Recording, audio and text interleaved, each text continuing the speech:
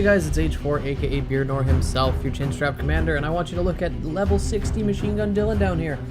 Looks like a modder to me. I would probably warn you guys to watch out for guys like this. They're probably going to mod in some way or hack in some way, and you might want to get out of those lobbies before you get into them. But what I want to talk to you guys, I have this slick gameplay that I got on Sovereign, which doesn't normally happen. Sovereign's not the kind of map where I usually beast on everyone, but this one was a pretty good game that I played with Tech Wizard, and I just, I thought I'd share it with you while I kind of get some thoughts off my chest, some thoughts that I've been thinking about lately that have been really weighing down on me, kind of bugging me that society is like this, and I'm if I can impart this wisdom on you guys, even just a little, and get you guys to kind of even just one of you to take a step back and kind of open your eyes for a second and think about what you're doing before you're doing it, then I've won. That's all I want is for someone to take a step back and not do this in one scenario and help one person out, and to consider, like, it's a holiday season now, it's a perfect time for this, to just take a second and not go down that road. And it's to do with justifying things, or justifying an immoral or unethical action because of money or policies. And this is something that used to drive me nuts when, it was a tool that I would use, and I had to use when I used to work in retail. You'd use it a lot. It happens often in retail, especially in returns or any kind of thing. Company policy is this. If you don't meet company policy, then we can't help you. And it doesn't matter how, important it is for that person or how important that person's situation is. We just assume everyone's bullshit artists, everyone's trying to get a free lunch or something like that, and then you just cite company policy at them and make them go away.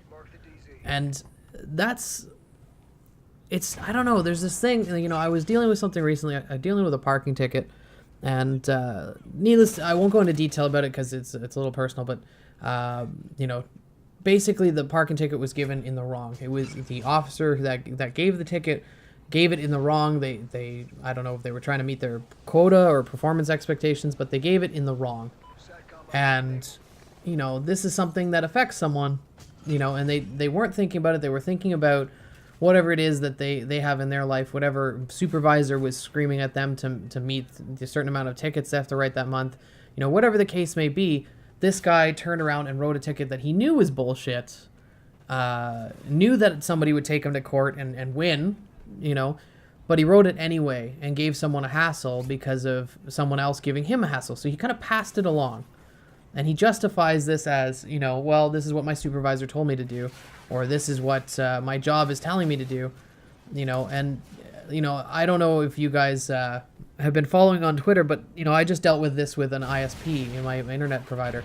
I dealt with a huge pile of bullshit with them, and finally got a bunch of stuff that I wanted because they turned around and they offered me something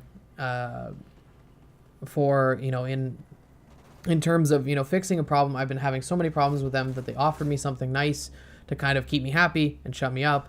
And then somebody tried to turn around and say I couldn't have that thing that was offered to me. And obviously that's someone who is, they're not thinking, they're not thinking about, if someone says something to you and they mean it, or somebody guarantees you something, like quality of product, quality of service, and then they turn around and someone else tries to take it away from you, that's someone doing very much the same action I'm referring to here. And it's the idea that you stop thinking about the person.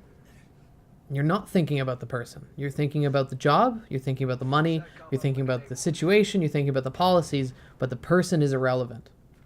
And the second that happens, the second you dehumanize someone like that, all kinds of these terrible, unethical, immoral, horrible things that you can do to people come out of you.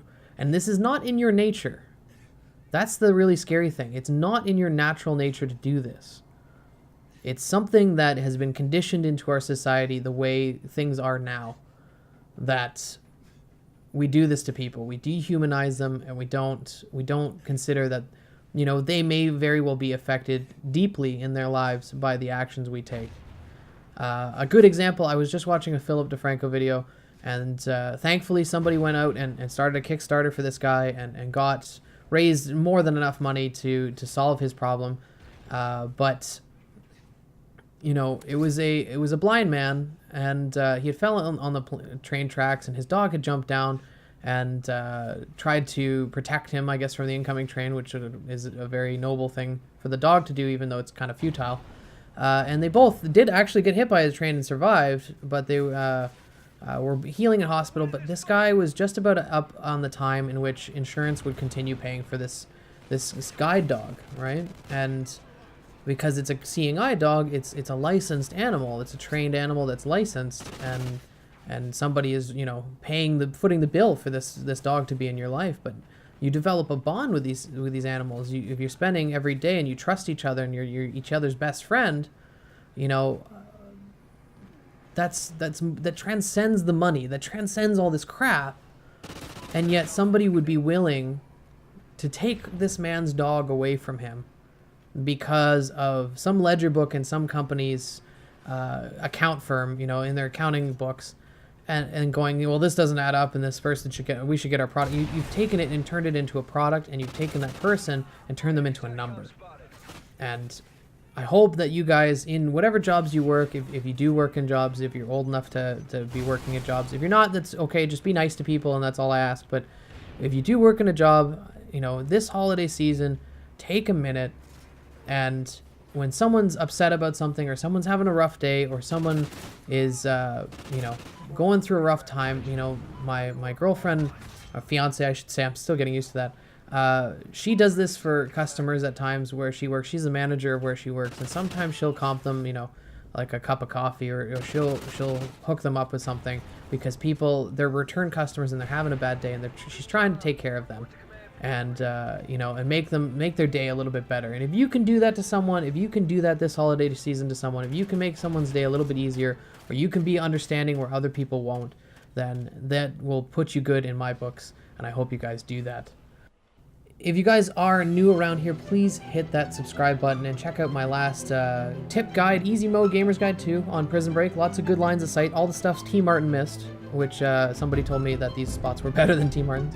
And then check out Future Wife Night number 2. My fiance, lovely lady that she is, she bought me a PS4 and surprised me. And so cheers.